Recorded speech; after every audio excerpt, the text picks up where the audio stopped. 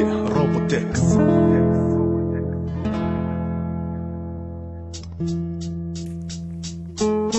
بداية قصتي اني حتكلم عن الصداقة، فيها الصديق الزين فيها الما يسوى العلاقة. غلطة حياتي كانت مدرسة هواية ناسي، بيهم لي شوه السمعة والبيهم رافع راسي. صادقت اول واحد كان يناديني ضلعي، كانت كلميته سوء حاول يغير طبعي. قدم لي كاس منكر وبصحته هو رافع، افكاره بس مضرة ويقول لي هذا نافع. والثاني شفته منه صدقوني شي غريب، كل ظنه يستغلني ببنية شي عجيب. كان يرخص لنفسه حتى يكسب فلوس، غشيم وما هو داري اني ماخذ دروس. والثالث بس مضره سبب لي بس مشاكل، فشلني بين الناس ويسوي نفسه عاقل. متغيروا مني شي لك بابا كافي اصحوا، انقرضوا من حياتي وعن وجهي يلا ولوا. حتفرهم من حياتي اذوني بكل شي، حنسى اللي صار بيه راح انسى كل شي.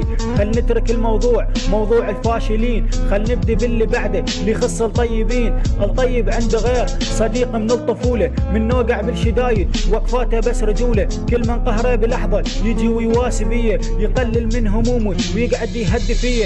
اهم شي في الصداقه تبادل الاحترام، من يوم اغلط بحقه يقول انا الملام. من نطلب النصايح ينصحنا هو كان غلطان انا بحياتي ما عرفته من زمان. هذا اللي مار بيه حكمل الحكايه بقلب جمله ظلت واقراها بالنهايه. نهايه الموضوع حبيت انا انطى فكره، الزين احتفظ بيه والفاشل شمره بره.